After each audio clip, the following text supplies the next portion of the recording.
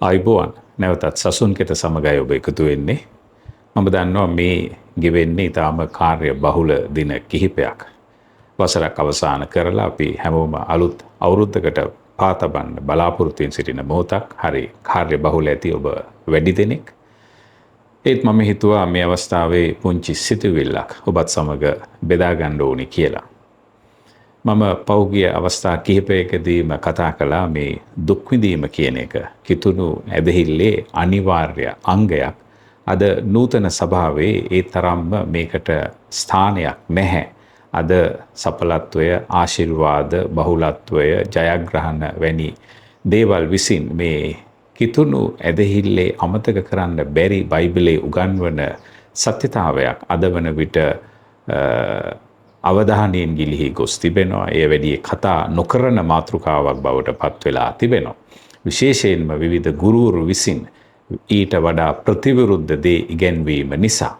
ඉතින් මම කල්පනා කළා මම මීට වසර 25කට විතර උඩදී ගායනා කරපු ගීතයක්. මේක මගේ පළවෙනි ගීත ඇල්බමේ ගීතයක්.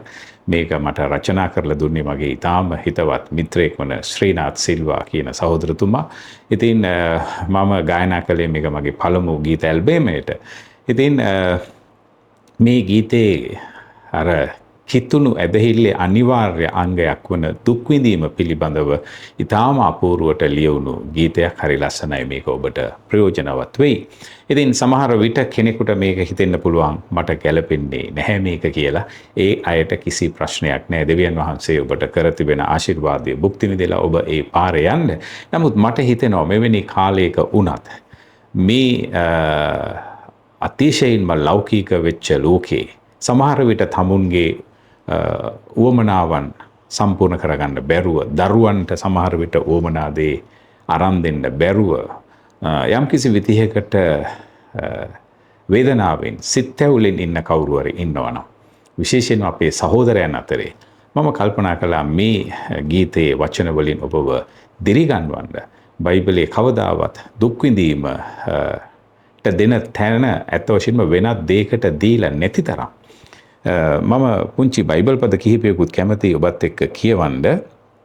මෙතන තියෙනවා පිලිප්පි 1:29 තමයි හරි ප්‍රසිද්ධම බයිබල් පදය. මක්නිසාද ක්‍රිස්තුස් වහන්සේ කෙරෙහි අදහනවා පමණක් නොව උන්වහන්සේ උදෙසා දුක් විඳින්නත් උන්වහන්සේ වෙනුවෙන් ඔබට වරප්‍රසාදයක් දෙන ලද්දේය. දුක් විඳීම කියන්නේ වරප්‍රසාදයක්. ඉතින් ඒ වගේම බයිබල් පද රාශියක් අපිට මේ විදිහටම බලන්න පුළුවන්. සැබවින්ම ක්‍රිස්තුස් යේසුස් වහන්සේ තුල දේව භක්තියෙන් ජීවත් වෙන්න කැමති සියල්ලෝම පීඩා කරනු ලබන්නෝය. ඒ වගේම ක්‍රියා 14:22 කියනවා අපි විසින් බොහෝ පීඩා විඳිමින් දෙවියන් වහන්සේගේ රාජ්‍යයට ඇතුළු විය යුතුයයි ඔවුහු කීවා කියලා. මක්නිසාද නුඹලා කැඳවනු ලැබුවේ ඒ දේ සඳහාමය. මක්නිසාද ක්‍රිස්තුස් වහන්සේත් නුඹලා උදෙසා දුක් විඳ නුඹලා උන්වහන්සේගේ පියවර අනුගමනය කරන පිණිස නුඹලාට ආදර්ශයක් තබා ගියසේක කියලා කියනවා. ඉතින් ඒ නිසා ක්‍රිස්තුස් වහන්සේ අපිට ආදර්ශයක් දුන්නලු. උන්වහන්සේ උදෙසා දුක් විඳින්න ඕනෑ බවට. උන්වහන්සේත් අපිට පෙර දුක් විඳලා ඒ මාර්ගයේම අපිත් යන පිණිස අපිට ආදර්ශයක් දීලා ගියා කියලායි කියන්නේ. කුරුසියේ මාර්ගය. මම මේ කියන්නේ දුක් විඳීම කිව්වම දුප්පත්කමම විතරක් නෙවෙයි. සමහර විට ඔබට මුදල් වලින් අඩුපාඩුවක් නැති වුණත් ජීවිතේ ඇදහිල්ල වෙනුවෙන් දරන්න දුකක්, වේදනාවක්, අභියෝගයක් තියනවා වෙන්න පුළුවන්. සමහර විට දුප්පත්කමත් එහෙමම එකක් වෙන්නත් පුළුවන්. ඒ නිසා මේ ගීතේ ගායනා කරන්නේ ඒකයි. ඉතින් වචන යන්නේ මෙන්න මෙහෙමයි. මල් යහනාවක් නොව කිතු ජීවිතය පළල් පාරක් නොව පාර හරිම පටුයි කටු ගොඩක් තියෙනවා. දුක් දුම්නස් තුලින් දිනාගම්මු මේ සැපත සදාකාලය අපිට උරුමයි. පළවෙනි පදය ගායනා කරලා ඊට පස්සේ ඊළඟ පදවලට යන් මෙහෙමයි කියන්නේ.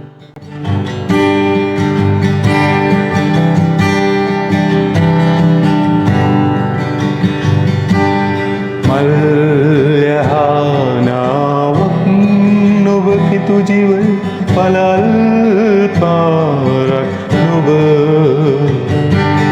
පාර හරිම පටුය කටු බොහෝමක් ඇත දුක් දුම්නස් තුලින් දිනා ගනිමු සැපත ඒ සදා කාලය අපට උරුමය. ඊළඟ පදෙත් හරිම ලස්සනයි. කී දෙනෙක්ට මතකද අර පවුලුතුමා කියනවා ඔහුට තිබුණු ලයිස්තුවක් දුක් විඳීම සම්බන්ධයෙන්. ඊටාම ලස්සනයි මේ පදය. ඔහු කියනවා මෙන්න මෙහෙම මම බයිබල් පදේ පොඩ්ඩක් ඔබට කියවන්න උත්සාහ කරන්නම්. ඔහු විඳපු දුක්වල ලයිස්තුවක් ඔහු කියනවා. ඇත්ත වශයෙන්ම ඔහු කියනවා ඒ දුක විඳපු ලයිස්තුව තමයි ඔහුට පාරට්ටු කරගන්න තියෙන ලොකුම දේ කියලා. හරිම අමුතු දෙයක් මේක.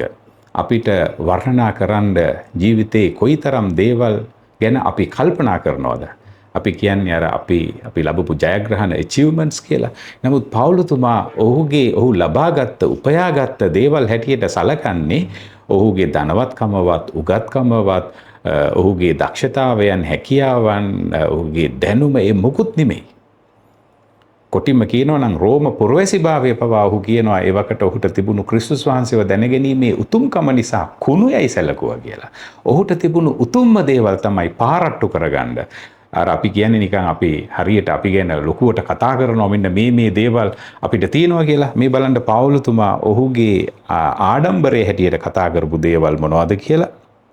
ඔහු කියනවා සිරගත වීම. ඔහු ලැබපු ක්‍රිස්තුස් වහන්සේ නිසා ඇදහිල්ල නිසා ඔහුට සිරගත වෙන්න වුණා හරි සෑහෙන වාරයක්. ඔහු කියනවා ඒක ඔහු ලැබපු වාසනාවක් කියලා. ඊළඟට කියනවා තැලීම් අසීමිත ලෙස ඔහු පහර කෑමට ලක් වුණා.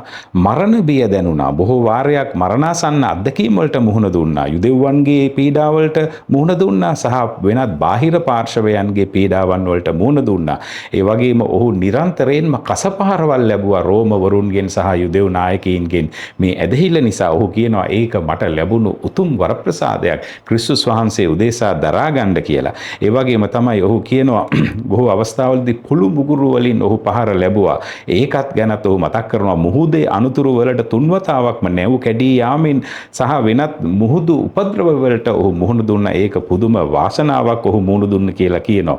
ඒ වගේම විවිධ ස්ථානවලට දේව සේවයට දේශනා කරන්න ගියාම ලැබුණු පීඩාවන් ගැන ඔහු කතා කරනවා. සතුරන්ගෙන් පැමිණි උපද්‍රවය, ඒ වගේම සහෝදරයන්ගෙන් පැමිණි උපද්‍රවය ගැන ඔහු කතා කරනවා.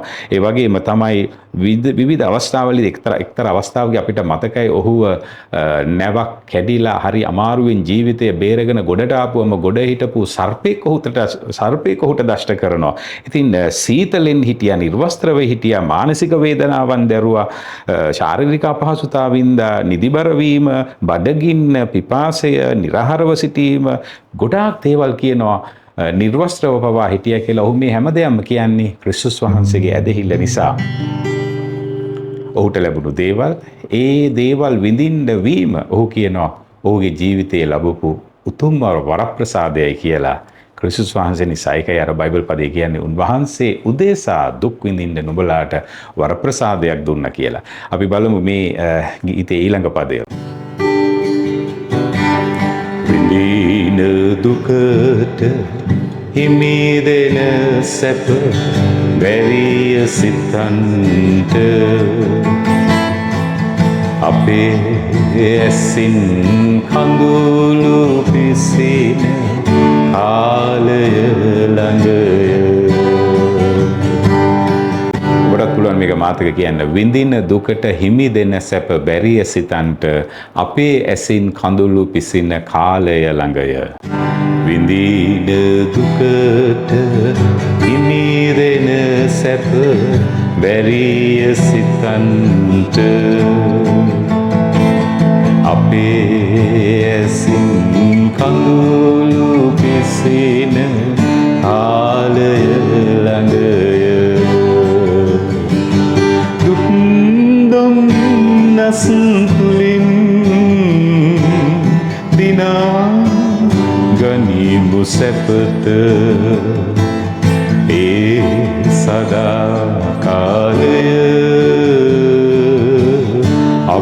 මට උරුමය.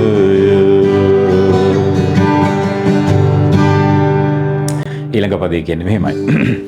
ගඟ කිසිදා ඉහළට නොගලයි සෝභා ධර්මයේ පහළට බසින ගඟේ ඉහළට පිහිනමු දිවියේ. ඒ කියන්නේ ජීවිතේ හැමදේම හැම වෙලේම පහසුවෙන් සිදු වෙන්නේ නැහැ.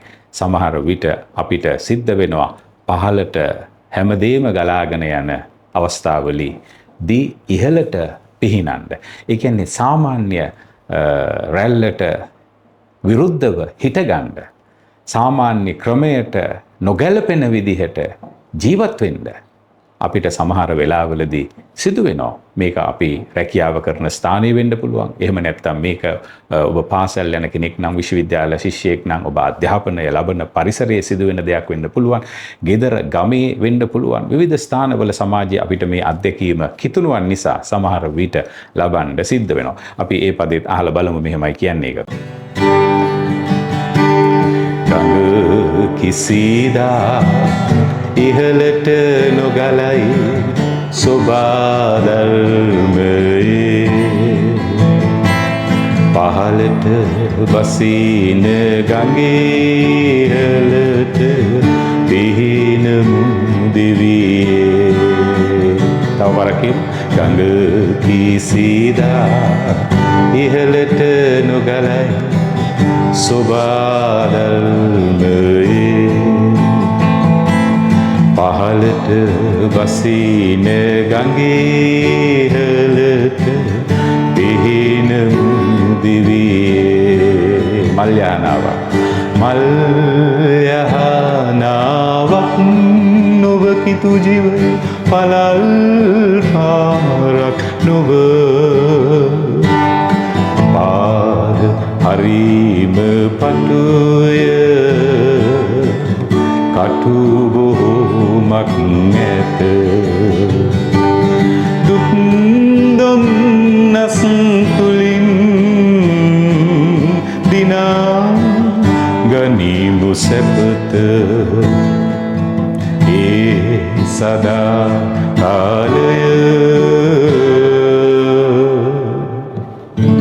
අපට උරුමය.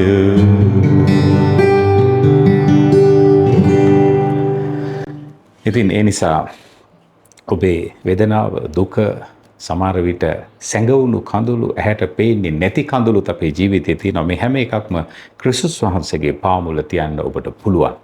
උන්වහන්සේ ඔබව සලකන මිත්‍රයෙක්. ඒ වගේම තමයි අමතක කරන්න එපා. මම ඔබට කියන්නේ නෑ ඒ දුක් විඳි අවස්ථාවලදී යාඥා කරලා කොහොම හරි ජය ගන්න බලන්න කියලා. අපිට තියෙනවා ජයක් දෙවියන් වහන්සේගේ වචනේ පොරොන්දු වෙලා. දෙවියන් වහන්සේ ඔබට ආශිර්වාද කරන්න ඕනේ.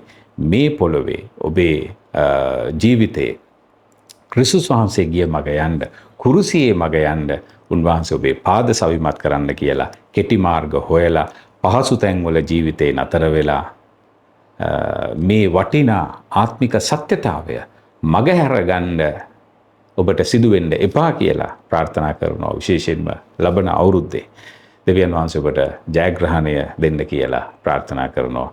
නැවතත් මේ වගේ වැඩසටහනකින් ආරම්භ වෙමු. හමු වෙමු. ඔබට බොහොම ස්තුතියි. ජේසුස් පිටයි.